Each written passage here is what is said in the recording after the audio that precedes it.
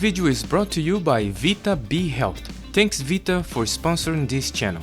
Please check them out, link in the description of this video.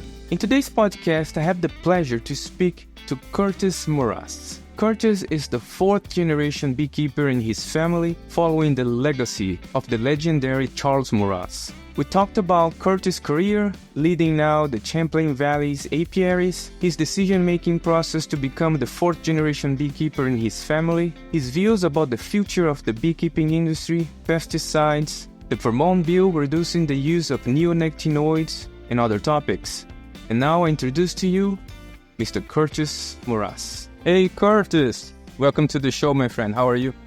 I'm good. Thanks for inviting me. I know we've been talking about doing this for a while, so I'm glad to get to sit down and make it happen. Yeah, I don't know if the people at home know a little bit of the background of this. I visit you guys for video work. Let me put your website here. You guys upload the website. Oh, well, 1 second. And the website becomes very cool looking.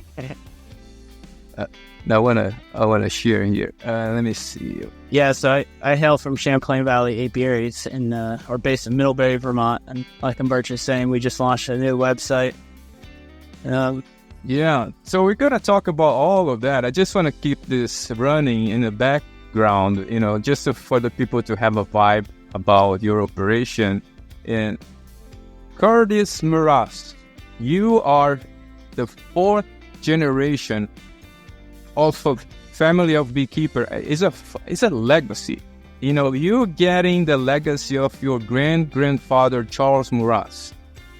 Every place I go and I talk with the old generation of people, I cannot have someone that get more, that the people get more excited to talk about. They have so much respect for your grandfather and everything he has done to the beekeeping in the United States, that I said, oh my God, I need to learn more about this. Guys, I got excited when I talked to these people. I said, I need to bring Curtis. He's getting fourth generation. What's coming? So here we are. You are the new generation. Tell me a little bit about you, how you grown up in this beekeeping legacy family. Tell me a little bit of your story. Yeah, thanks, Umberto. And thanks for giving a shout out to Charlie. Went by Charles Mraz, but a lot of old beekeepers and his friends and other farmers called him Charlie. So as you mentioned, I'm a fourth generation beekeeper. I grew up in New Hampshire, but I spent every summer since I was a kid in Vermont working with my family's bees. Oftentimes I'd leave right after school got out and spend the summers living with my grandparents, my grandfather who was running the bee business at the time, and working in the bee yards, being minimally helpful, but getting out there and getting stung and eating lots of comb honey for sure. So when I was young, I didn't love beekeeping. It was quite a burden, and like any chore, it was forced upon us. And I grew into the labor love of it, and it wasn't until after college, when I got a degree in biology, that I realized how significant bees were in our ecosystem and how much of a responsibility I had to upkeep this legacy and do this work and advocate on behalf of the bees, as my family has done for so long. And so after college, I got engaged in beekeeping. I started working much more intentionally with my family's operation, taking trips to Vermont consistently and learning about the ins and outs of the operation and also ways that I could improve it down the road. Very cool. So we have similar stories then, because when I was younger, I didn't like it either. I was a kind of free labor for my dad for a long time. And he always pushed me all the time. I didn't like it. But the trigger came after, to when I have the full understanding about the importance. And yeah, it's interesting that we have a similar story. Yeah, absolutely. So it's a labor of love for sure. Yes. So I want to start from the beginning with your grandfather. Can you tell us a little bit of your Charles Mraz? Directly from the source, because what a guy! What a guy! So I never actually knew Charlie very long. He passed away when I was a pretty young kid. I do have a number of years in which I, remember meeting him and sitting on his lap as a kid, but I've heard stories and stories, and I feel like he was one of my best friends, even though we lived generations apart. He was from Queens, New York, originally, son of Czech immigrants, and his neighbor had kept bees for a long time. And when Charlie was a teenager, he would go over and kind of peek over his neighbor's fence and spy on him as he was taking care of his bees out of curiosity. And his neighbor caught him a couple times, invited him to start helping, and Charles got really interested in bees and really passionate about bees. And I think he was the type of person that, once he found what he was passionate about, and I'm very similar, the drive becomes instinctual, and it's just like the mission is outlined very clearly. And once he had interactions with bees, his pursuit of happiness was very defined. Charles was going to become a beekeeper. So not long after that, he started working for a commercial beekeeper up in Vermont. And he bought an operation off of J. Crane, which was based in Middlebury. And in the 30s, he moved to Vermont and started running the bee business full time. So about 5 or 10 years after that, he built a honey shop in Middlebury, which at its time was really state of the art. 3 levels, everything gravity fed, very few motors throughout the entire honey shop. Charles was an engineer. He was also a scientist and a writer.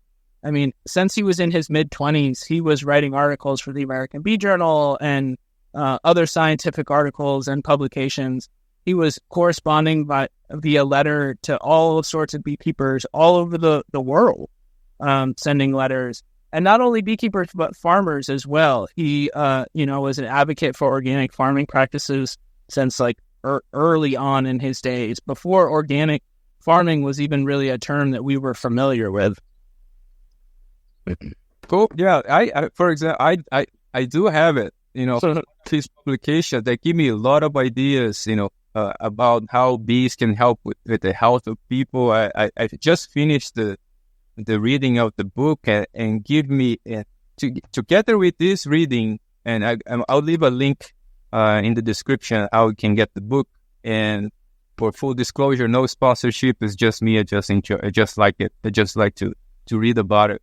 So I got inspired by a lot of things that he said here in this book about potential ways to help with bees, sting, and apitherapy, together with the information I got in my conversation with the older generation of beekeepers in the United States. I got so curious about your grandfather that I'm really considering to make a video series about him. There is so much, and I was just putting together how can I do that. And I said, "Oh my God, I'm gonna need a whole team of people to put a video series together." But let's see if it's gonna happen. So yeah, I mean, so apitherapy was one of his huge passions as a beekeeper. I mean, he was really revolutionary in the field, and apitherapy is what it sounds like. It's similar to acupuncture, but instead of using needles, people use bee stings. And the idea is that there's certain biological compounds in the bee venom that are really beneficial to our health as humans. And Charles treated all sorts of diseases. People would travel from all over New England, old dairy farmers and women who dealt with all different sorts of health issues, mental and physical.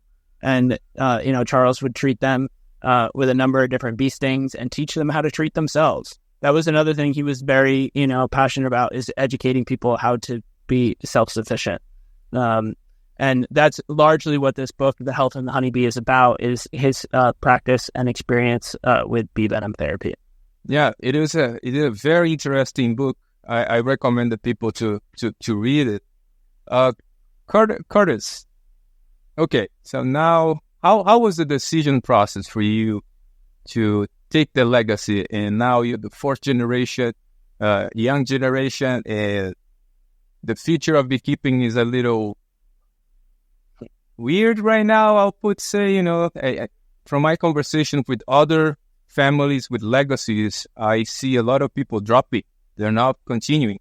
So when you decide to continue, So can you give me a little bit about the thinking process, how you see the beekeeping work right now? Why did you decide to, keep doing it? That's what we're going to do, especially, and we're going to talk about beekeeping practice in a little bit, because you still keeping the old style, you don't put anything in pallets. So give me a little overview about the thinking process, how you get there, and what's your motivation to keep moving. Yeah, so I mean, you're totally right. The future of beekeeping is precarious, and it's not an easy decision to want to do this. To know the obstacles that lie ahead very clearly, and also not know a lot of the obstacles, and say, this is my future. I tell people often that I was beekeeping in the Hudson Valley in New York for a long time, running my own beekeeping business prior to working with my families, but I'd still come up to Vermont often to help my family in the day-to-day kind of beekeeping operations. And traveling between the Hudson Valley and Vermont, you drive along a rich agricultural corridor of New England, and what you see is barn after barn that's falling in on itself, and farms that are for sale and foreclosed on, and concrete slabs that are overgrown with weeds. And it's like staring your future in the face, right? Like this is the trend of agriculture, that family farms are going out of style, that bees are consistently dying, and it's becoming harder and harder to keep them alive. But the reality is that like my family has been in this practice for 4 generations, and we know what beekeeping should be like. We know what it's like to keep bees without the pressures of agrochemical exposure, etc. And with hay fields that are rich in clover and dandelions and not cut every 7 days. And those perspectives are few and far between these days, because oftentimes we have beekeepers, which, in all respect are 2 generations, which is phenomenal, but they don't have the kind of scope that we have as a, almost 100-year-old business of like, these are healthy bees, and bees that we're dealing with now are unhealthy. And, I feel a responsibility to help communicate that and to help advocate for the health of the honeybees.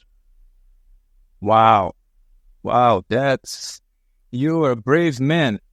Brave or stupid. That's brave man. They say it's like a bad drug, beekeeping. You get one good honey crop, and it's enough, it's one every 5 or 10 years, but it's enough to convince you to stay in the institute till the next.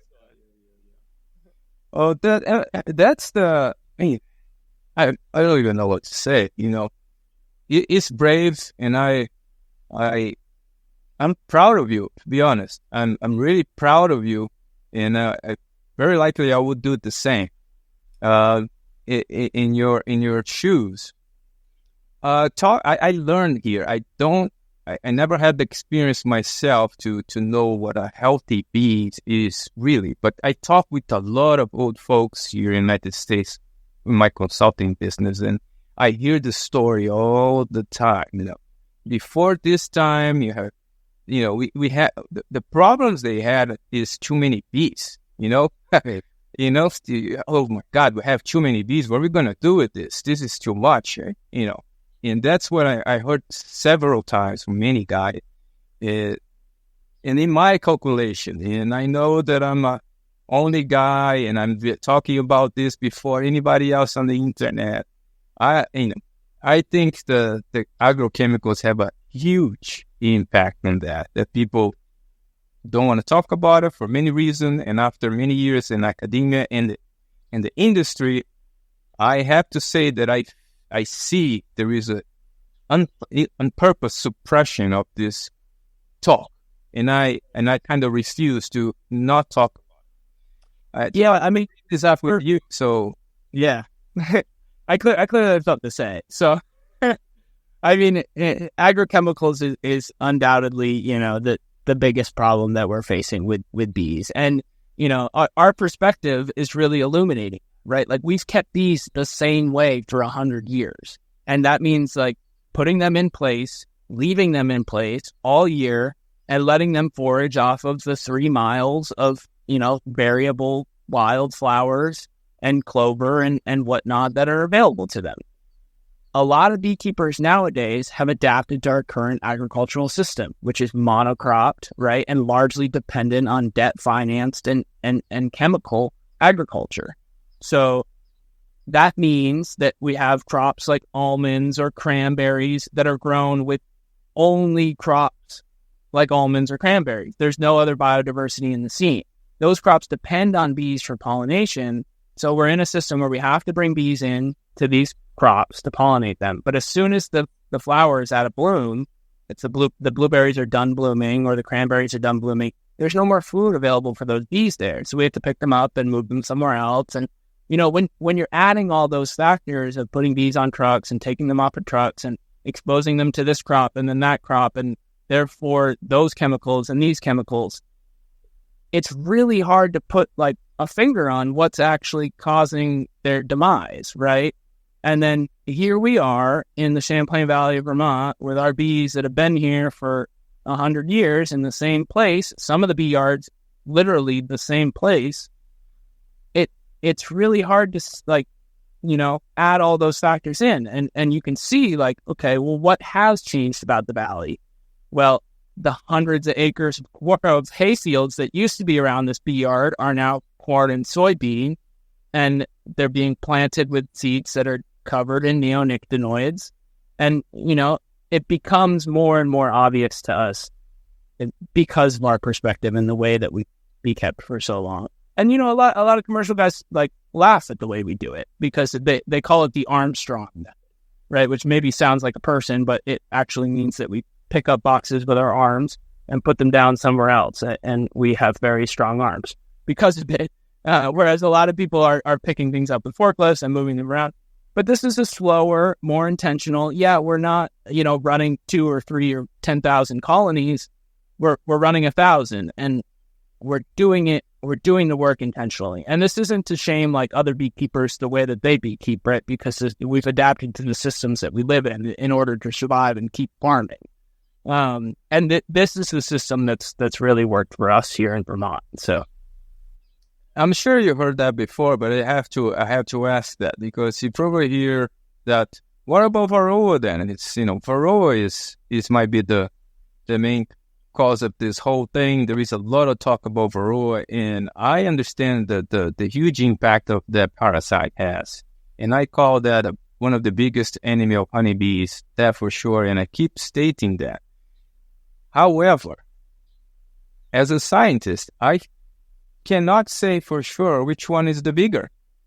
If it's Varroa or if the chemicals. One we can measure, the other one we cannot. So as a scientist, to be completely open-minded, I don't feel comfortable to say that, to put all the attention that people are putting right now on Varroa and just this little attention or zero in something that is happening that not only affect the bees, but affect the water that my children drink, So I'm going to keep opening my mouth and I want to get, what do you think about this Varroa thing and all this conversation?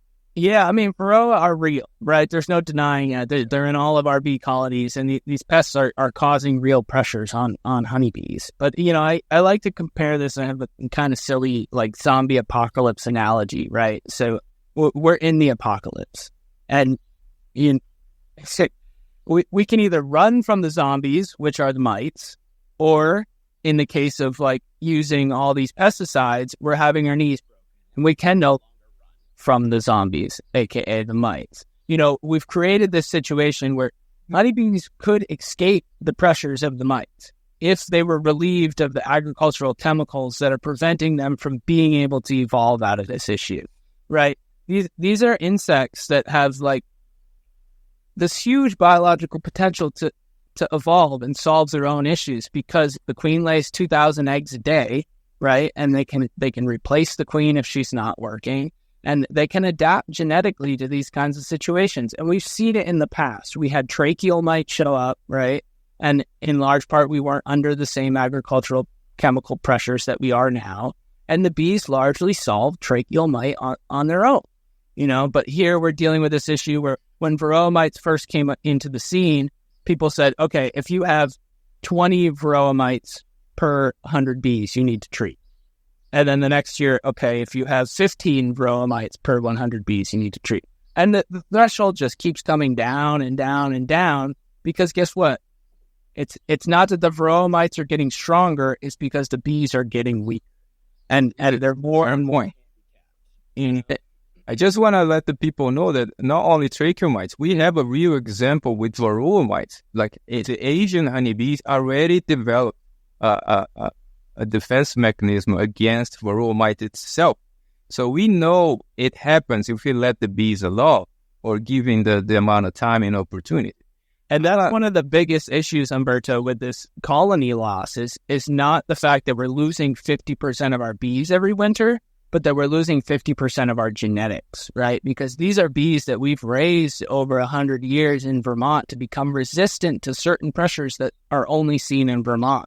And when you add all the chemicals to the equation, you're disabling the bees to really be able to solve the issue. It is much, much harder to select different genetics with that amount of pressure of the agrochemical. No doubt about it. That's why you do see a lot of people failing all the time trying to all those programs of, breeding programs. It's much harder to breed bees and to go to a direction because you cannot breed for everything, and the chemicals are attacking every part, every aspect of the bee biology. So you can't breed for everything.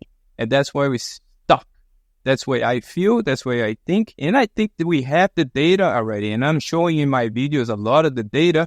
And I think that's the perfect hook for what I want to talk more right now, because I'm following Vermont after being in contact with you guys now. And after this video production we did together and understand more about your operation, yours, and the principles and values and the moral scope. And I start to follow Vermont. And now you guys in Vermont just passed a very important bill to reduce the use of neonicotinoids. And I was shocked. I saw that happening in New York. I knew something was going on with Vermont.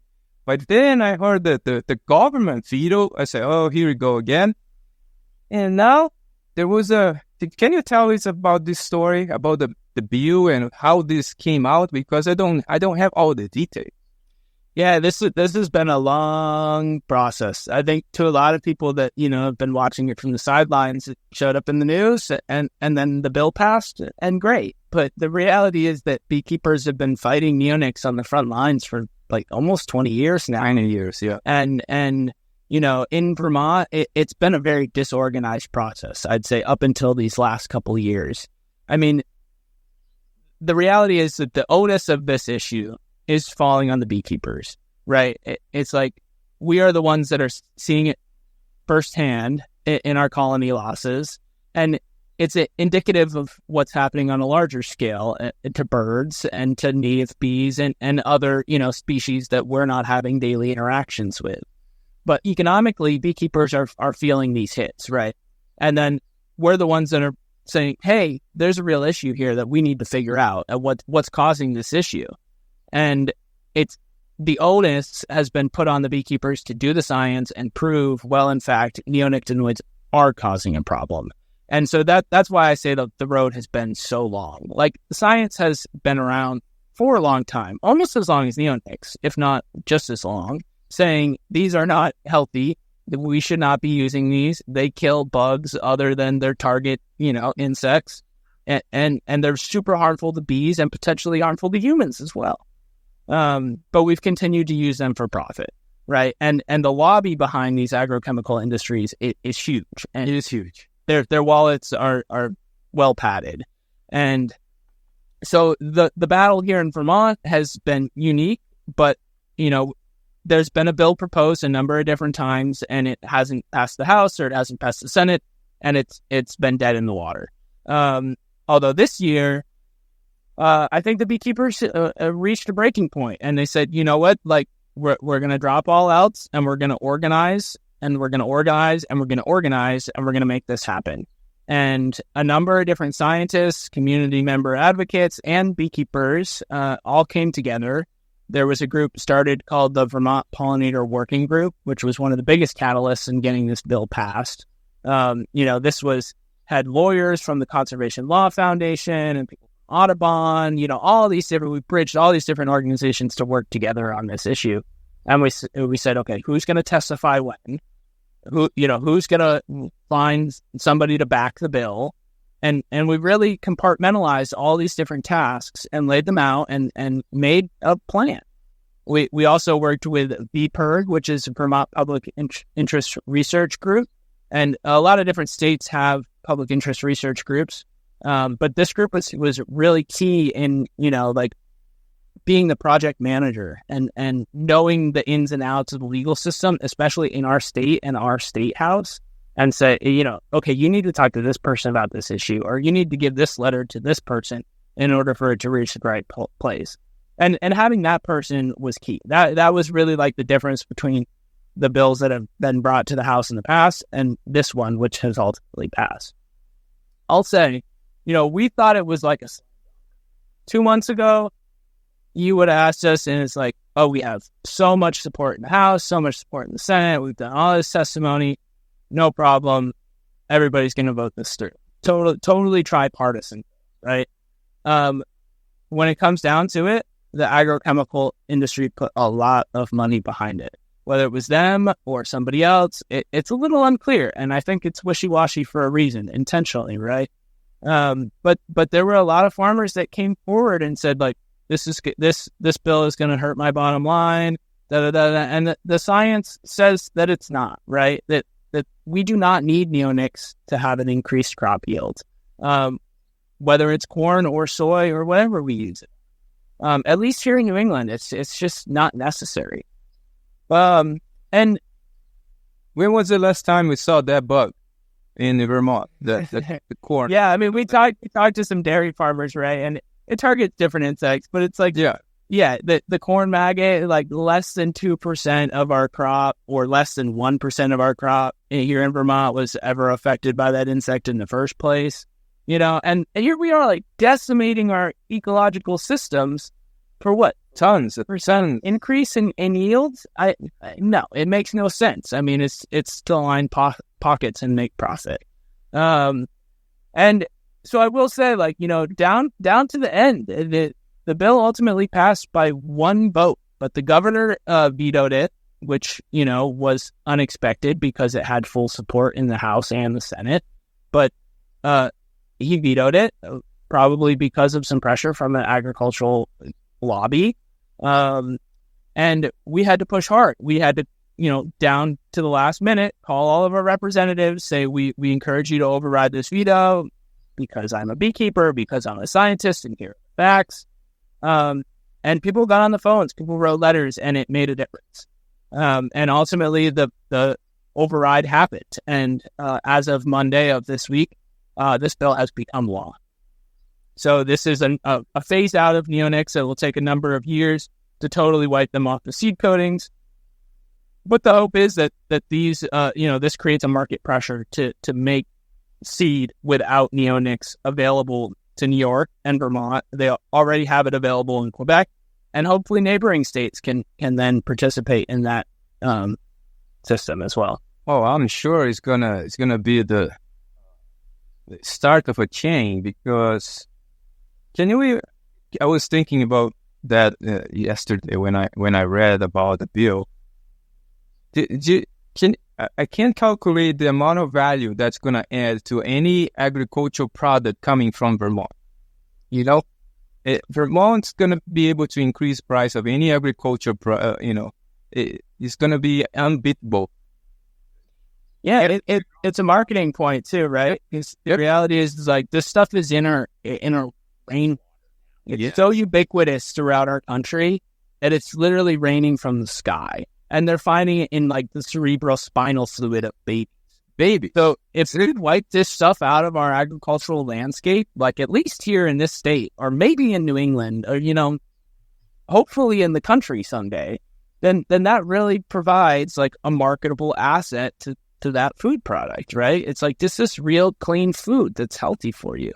And unfortunately, we've adulterated that in so many places. And it's like, these farmers that are growing organic and getting rained on by neonicotinoids, it defeats the whole purpose of growing organic in the first place. Or like us with beekeeping, right? We're doing all organic practices and we're really intentional about the health and happiness of our bees, and for them to go out and play in the park every day and be exposed to some toxic chemical and then come home, it's like, that's out of our control, but it feels awful. And it's something that we've been wanting to change for a long time.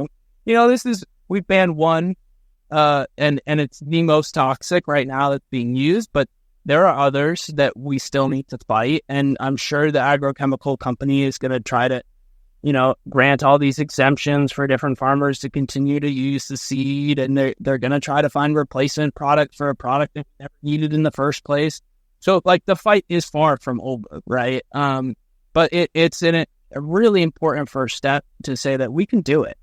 And we need to keep doing it. And it raises awareness and starts this like daily conversation amongst the general public saying like, bees are really in danger. And as a citizen, as a voting citizen, I can do something about it. Yeah, congratulations for all the efforts from all the Vermont people there that get together and make that happen. I was completely impressed, and I'm following this more closely now because I want to propagate to other people how it's possible to, how it's done, Yeah. It is possible to do, and if you get the people together, I think the science is there. I already mentioned that many times, even though the great majority of the scientists we're not going to speak about. I have just I sent 100 invitations for interviews, and I got like 2%. That's the ratio. But there are some people that start to, that not scared of the industry because a lot of the academic grants, there are some money coming from the agrochemical industry. So the scientists are kind of scared, if they don't have money, they don't have something to do or a lab or how to pay the bills for the lab. So that's why they're not going to talk too much. But I'm so glad, that might motivate people. Okay, we're moving, we're changing. Maybe people is going to get into this boat and go to a new ride. So that's my hope here. Yes. Yeah, it's my hope too, because the misinformation campaigns are real. The agrochemical company sets out to do what they need to do to continue to make their profits. We saw letters coming from them, and we went to like a Champlain Valley Farmers Union meeting, and the Agency of Ag was there or represented there, and they were speaking about how important it was for farmers to stand up and advocate against this bill because it's going to affect their bottom line. But he works for this guy is supposed to work for the farmers. Yeah, he works for the farmers, but this is how the lines get skewed, right? And working for the farmers becomes working for the chemical companies because they're the ones supplying the farmers and their profits. We have real issue with it. Well, but you guys did it, and I hope this continue, my friends. So I want to ask you then, what's next for Champlain Valley Apiaries? So what do you see in the future? You're just starting now as a fourth generation, and you're dealing with all these political things, chemicals. So how you see this moving forward? Yeah, so there's hope now, right? The last 20 years have been daunting, and I'm not saying it's any less daunting, but I'd like to say that there's more hope, that there's a chance for a future with healthy bees, right, and a healthy environment. And that's what we're ultimately striving for. It's like the farmers that are farming soil, right? We're farming healthy ecological systems to have bees. And that's what I'm in pursuit of doing more of, right? Like my great-grandfather, I'm really passionate about agricultural education. And I think that, being in a farm family business gives me an interesting perspective and one that I'm keen on sharing with folks. So, I've taught a number of different beekeeping workshops, but I'm also interested in general agricultural education. So, Champlain Valley Apiaries, where we've sold honey, raw honey is our specialty product, and it's fabulous. It's never going to go away because we have a devoted following of people that eat it. But we're going to expand outside of that. I think we're going to teach a lot more workshops. We're eventually going to sell some bee equipment and have our own, education center where people can come and take different beekeeping workshops, as well as maple syrup, because that's something that Vermont is very famous for. Yeah. Et cetera. And like Umberto, you've been alluding to, we have a history with beekeeping in my family. And so we intend to start a beekeeping museum here in Vermont at some point. Which will hopefully be a destination place for people that are, interested in learning more. That's very exciting news, my friend. So a museum is coming. Do you have a timeline for that or something? I'll release that in the next interview. Okay, I'll be waiting to take notes here. Curtis, do you have any, before I wrap this up, do you have any other message to people how to find you? What if they want to know more about your operation and what you're doing or the bill, how they can contact you? Yeah, so ChamplainValleyHoney.com. I am Curtis at ChamplainValleyHoney.com. We are Champlain Valley Apiaries. You can find us on Instagram, LinkedIn, Facebook. I'm on TikTok now, which I don't love doing, but they said I got to do it. And then our doors are always open. We're, our business is open Monday through Friday, 8 to 4. And we love having visitors, people to stop in, whether it's just to get a jar of honey or to take a tour around the facility. So shoot me an email. Yeah, if anyone wants to learn more about our campaign and the bill we got passed here in Vermont, because, it benefits us all to have other states in pursuit of this as well. That's true. I will leave all those links in the description of this video. And Curtis, I want to say thank you for your time, man. That was a great conversation. I enjoy very much, and I think the people at home will enjoy as well. Yeah, thank you, Alberto. It was great to finally talk. Fantastic. All right, thank you. Let's do it again sometime. Yes, let's do it. All right. Bye-bye. Bye.